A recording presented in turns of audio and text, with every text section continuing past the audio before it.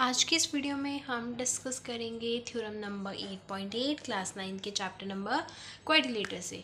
और हमने एक्सरसाइज 8.1 पूरी कवर कर ली है, तो उसका लिंक आपको डिस्क्रिप्शन में मिल जाएगा। तो स्टार्ट करते हैं हमारा थ्योरम 8.8, जिसमें है द लाइन सेगमेंट। एक लाइन सेगमेंट है joining the midpoint of two sides of a triangle is parallel to the third side। अब कुछ समझ में नहीं आया, पर एक वर्ड समझ में आया है, दैट इज़ ट्रायंगल। मतलब यहाँ पे ट्रायंगल की बात की है। तो हम यहाँ पे क्या करेंगे, एक ट्रायंगल ड्रॉ करते हैं। क्या करेंगे, एक ट्रायंगल ड्रॉ करने की कोशिश करते हैं। तो यहाँ पे हम साइड पे ट्रायंगल ड्रॉ करते हैं।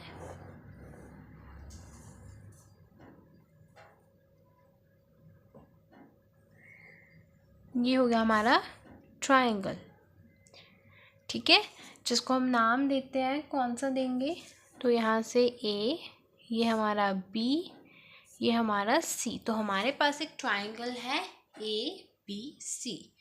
अब देखो कहाँ है, the line segment joining the mid point of two side. अब ट्रायंगल की दो साइड्स हैं, एक साइड ये है और जो दूसरी साइड है वो हमारी ये साइड है। एक साइड ये है तो दूसरी साइड ये है, टू साइड्स, उनका मिड पॉइंट। अब मिड पॉइंट क्या होता है, जो उनके बिल्कुल जस्ट सेंटर में हो, इसको सेंटर पॉइंट भी बोलते हैं। इसको सेंटर पॉइंट भी बोलते हैं। अब दो साइड्स हमारे पास, एक साइड ये है, एक साइड ये है, उनके सेंटर वाला पॉइंट, इस साइड के सेंटर वाला पॉइंट मान लो ये है, ठीक है। अब ये सेंटर वाला पॉइंट का कहने का मतलब क्या है कि अगर आपकी ये साइड 5, मान लो ये जो पूरी साइड है ये आपकी 10 सेंटीमीटर की है, सपोज करो ये पूरी साइड आपकी 10 सेंटीमीटर की है, तो मिड पॉइंट क्या करेगा, 10 का हाफ 5, तो ये आपकी 5 सेंटीमीटर की होगी इतनी, और ये आपकी 5 सेंटीमीटर की होगी। मतलब कि उसने लाइन को क्या किया है, बेसिकली 2 पार्ट्स में डिवाइड किया है। कौन से पॉइंट ने, आपके मिड पॉइंट ने। अब पहली साइड ये होगी, दूसरी साइड है आपकी ये वाली, दूसरी साइड मान लो यहाँ पे है इस साइड का मिड पॉइंट। अब मान लो कि इसको भूल जाओ, अभी कुछ है भी, ठीक है, इसको भूल जाओ, ये ट्राइंगल है आपके पास, ये मान लो बस एक जस्ट आपके पास लाइन सेगमेंट है। ये मान लो पूरी लेंथ 12 सेंटीमीटर की है, मान लो ये आपकी पूरी लेंथ 12 सेंटीमीटर की है। तो मिड पॉइंट जब आएगा उसको 2 पार्ट्स में डिवाइड करेगा लाइन को, ये 6 सेंटीमीटर की होगी, ये भी 6 सेंटीमीटर की होगी। समझ में आया मिड पॉइंट, इतना कॉन्सेप्ट क्लियर है। अब देखो इतनी बात तो क्लियर है, the line segment joining the mid points of two sides of A triangle. अब देखो इसको ज्वाइन कर दो, हमारे पास दो साइड का है, एक साइड ये है, दूसरी साइड ये है, और थर्ड साइड कौन सी हमारी, ये वाली। थर्ड साइड हमारी ये ट्राइंगल की जो बीसी लेंथ है वो। अब सबसे पहले तो उन्होंने कहा है कि आप ज्वाइन कर दो दोनों मिड पॉइंट्स को, तो हमने यहाँ पे दोनों ही मिड पॉइंट्स को क्या किया है, ज्वाइन कर दिया है। अब मिड पॉइंट का कुछ नाम भी रख देते हैं, लेट्स सपोज इसको हम एफ या ई बोल दो, इसको आप एफ बोल दो। क्लियर है इतना। अब हम एक बार पूरी लाइन को रीड करते हैं और देखते हैं कि हमने बिल्कुल वैसा ही बनाया है।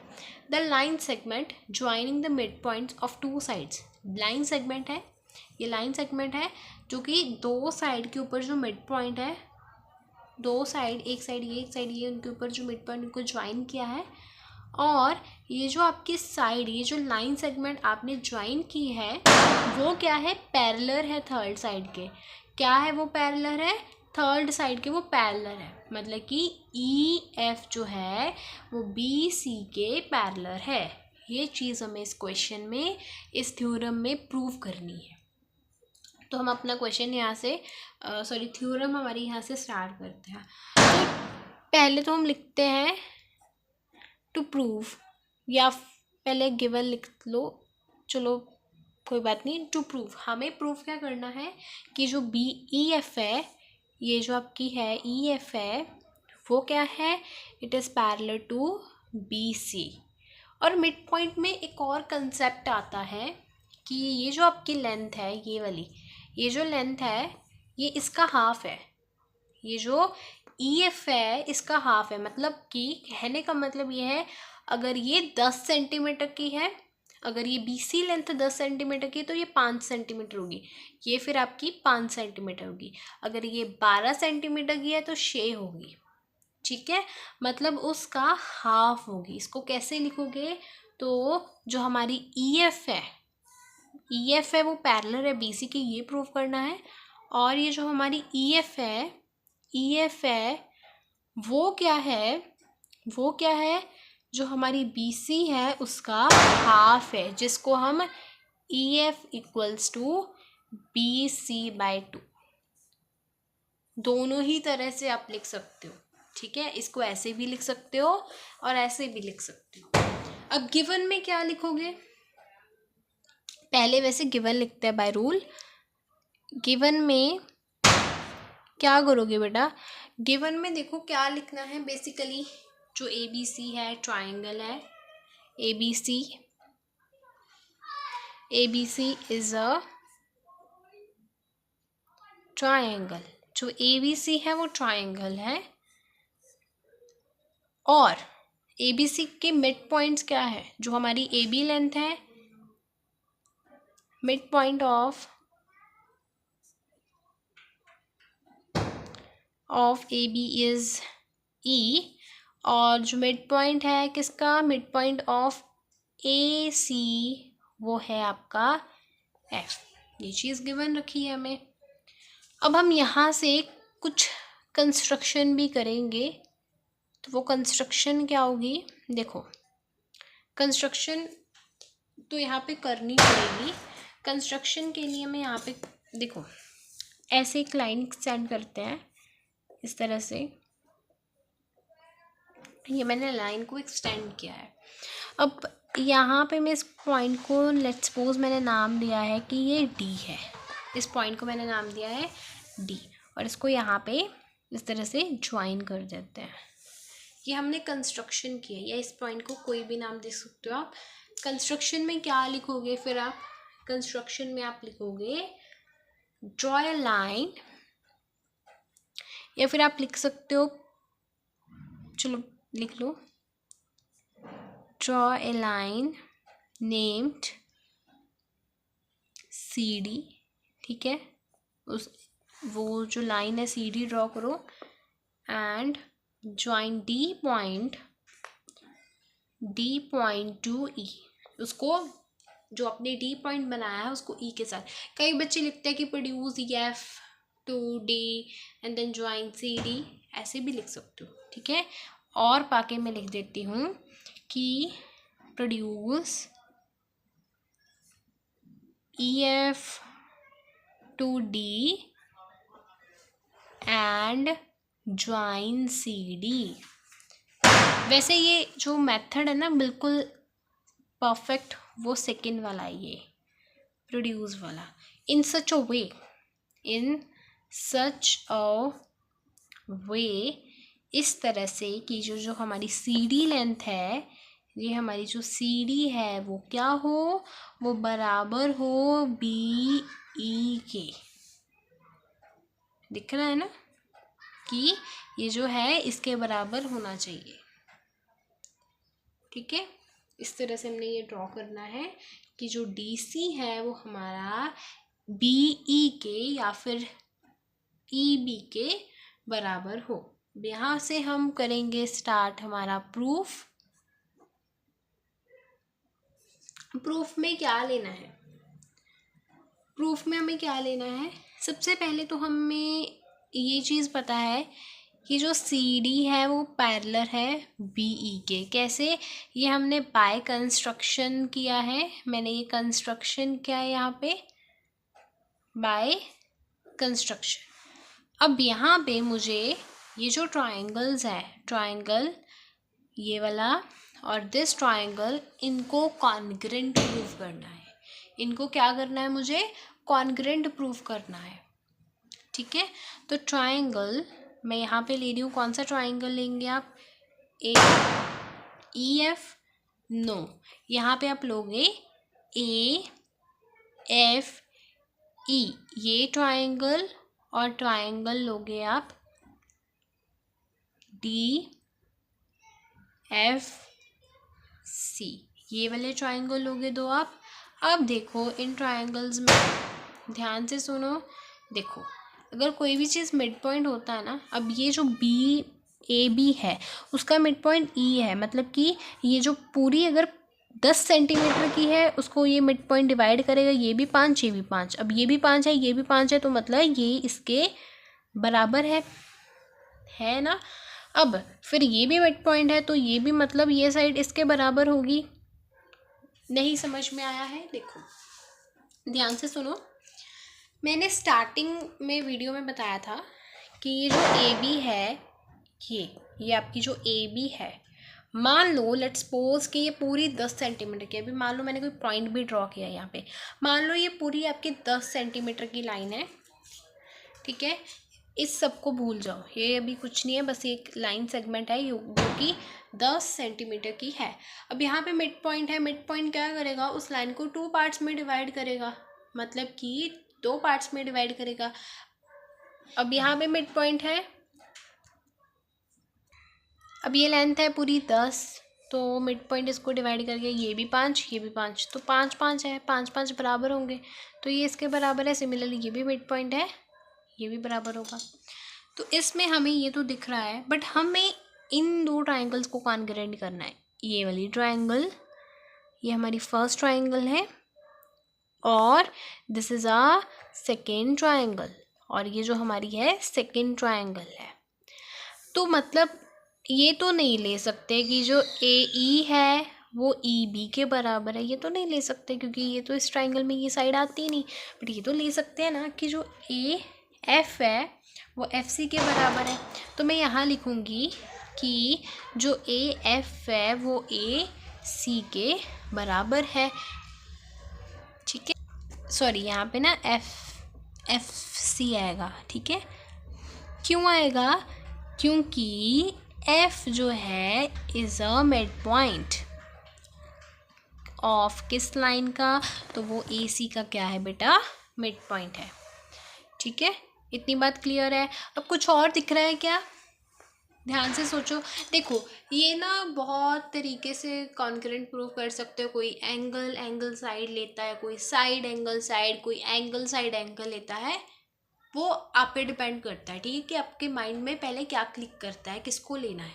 अब देखो इसमें वर्टिकली अपोजिट एंगल्स भी हैं, क्योंकि यहाँ पे पॉइंट है इंटरसेक्शन का, और जहाँ पे भी ऐसे क्रॉस शेप बनती हो तो वो क्या होते हैं आपके vertically opposite angle. Cross shape मतलब कि ये क्रॉस शेप है, तो आपका ये जो एंगल होता है वो इस एंगल के बराबर होगा, ठीक है, और ये जो एंगल होता है वो इस एंगल के बराबर होता है। तो इस एंगल को नाम दे दो एंगल 1, इसको नाम देते हैं एंगल 2। तो मैं कह दूंगी यहाँ पे कि जो एंगल 1 है वो बराबर है एंगल 2 के। क्या रीज़न होगा बेटा, तो इसका रीज़न होगा vertically opposite angle, vertically opposite angle इसका रीज़न होगा। वो और क्या चीज़ दिख रही है यहाँ पे, कुछ समझ में नहीं आ रहा। ये साइड ले नहीं सकते, एक एंगल हो गया, ये साइड होगी, क्या लेंगे। तो देखो यहाँ पे मैंने बताया है, जहाँ पे भी ऐसे जेड शेप बनती हो इस तरह से बन रही है ना, ये आपकी येड शेप बन रही है, ये चाहे वो उल्टा हो सीधा हो इट डजंट मैटर, तो वो आपके ऑल्टरनेट इंटीरियर एंगल होंगे। मतलब कि ये वाला एंगल प्लस ये एंगल ऑल्टरनेट इंटीरियर एंगल है, तो ये एंगल ई एंगल डी के बराबर है।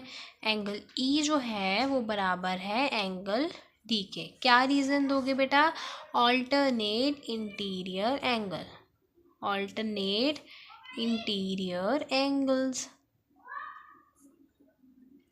तो हमारा ये ट्राइंगल क्या हो चुका है, ए एफ ई, 3 चीज़ें ढूंढनी होती है वो होगी, तो वो कॉन्करेंट हो गए बाय कौन सा रूल यूज़ किया है। देखो ये आपने एंगल यूज़ किया है, ये आपने एंगल, और ये अपने साइड, तो angle angle side, bye angle angle side आपने ये चीज़ प्रूफ की है।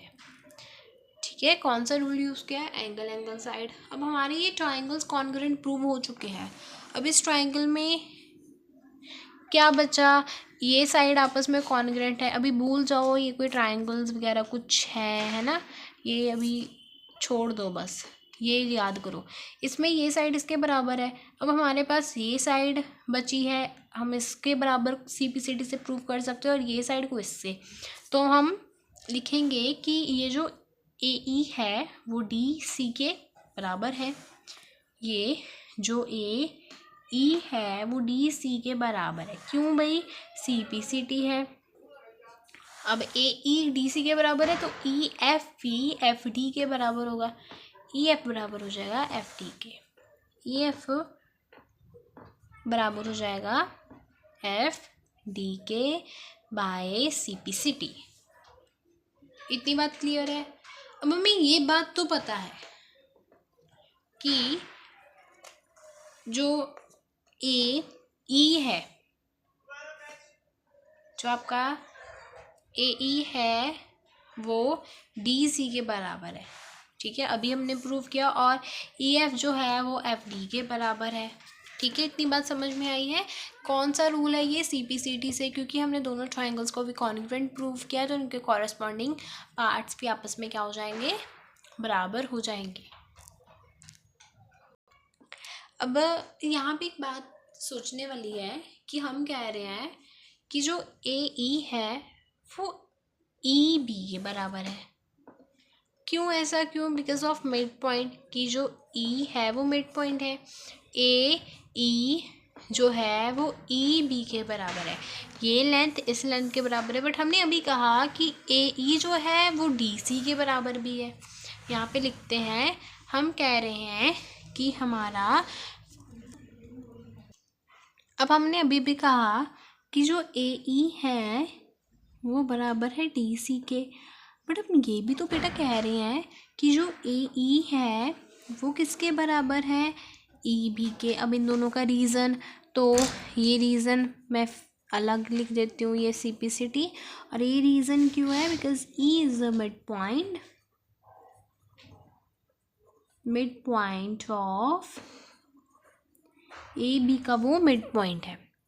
हमने ये ऑलरेडी स्टडी कर रखा है। अभी ये लेफ्ट हैंड साइड सेम है, तो जो DC है वो EB के बराबर हो जाएगी। इसको मान लो फर्स्ट, इसको मान लो सेकेंड, तो आप यहाँ पे लिख सकते हो फ्रॉम फर्स्ट एंड सेकेंड। हम कह सकते हैं कि जो DC है वो EB के बराबर है। अब हमें यहाँ पे प्रूफ क्या करना था?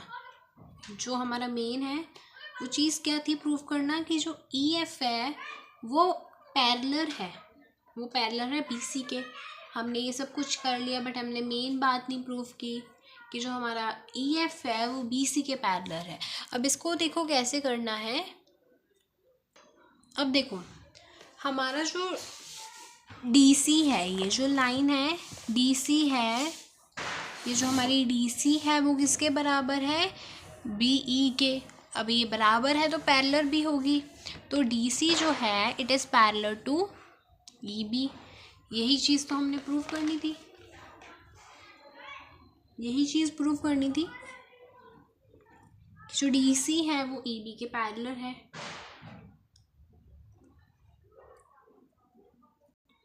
मतलब ये चीज़ प्रूफ नहीं करनी थी, प्रूफ हमें करना है कि जो EF है वो BC के बराबर है। बट हमने यहाँ पे क्या किया है, देखो ध्यान से समझने की कोशिश करो।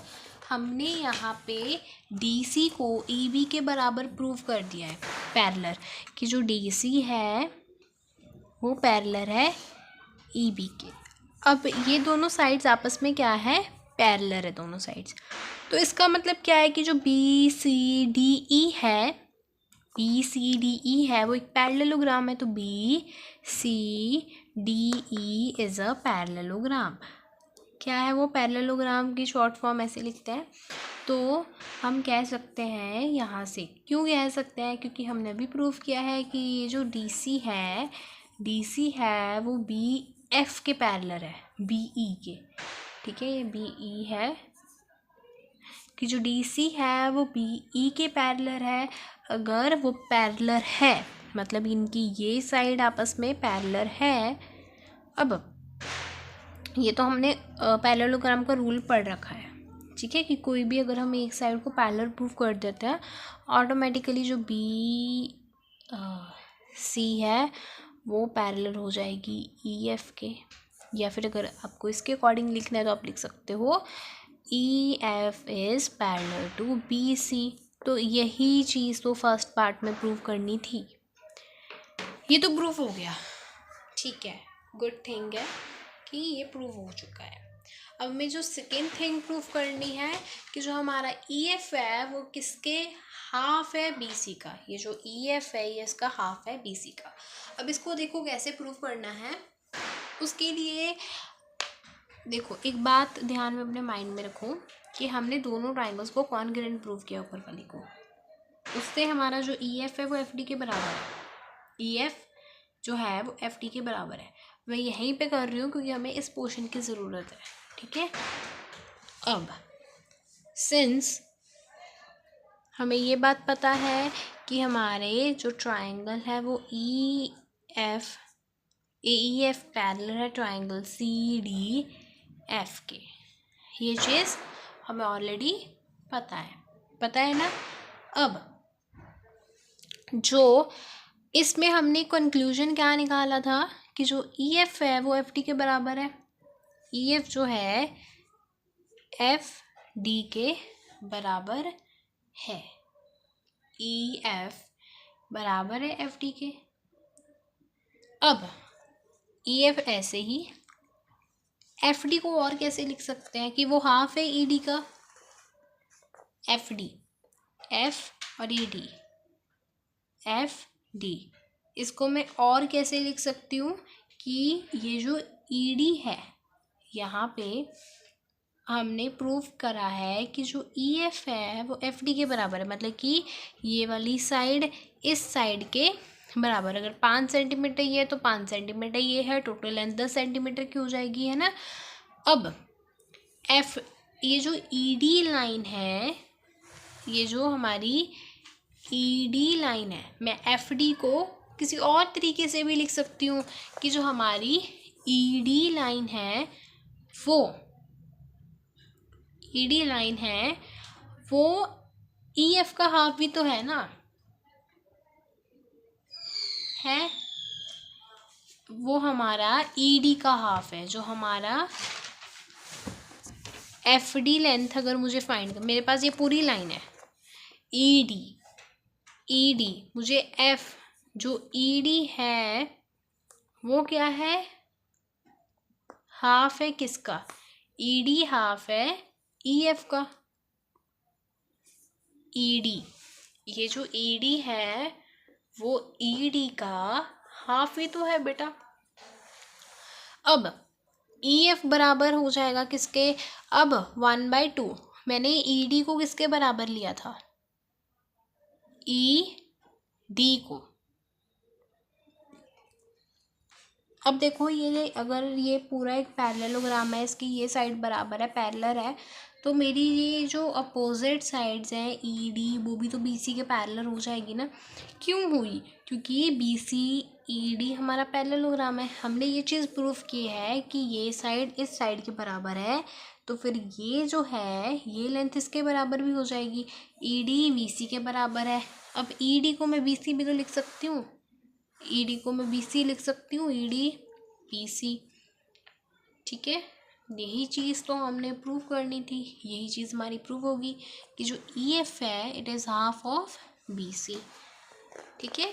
तो यही आपकी थ्योरम है। बट एक बार इसको रिवाइज करते हैं, एक बार इसको फिर से सीखने की कोशिश करते हैं कि हमने यहाँ पे करा क्या है, ठीक है।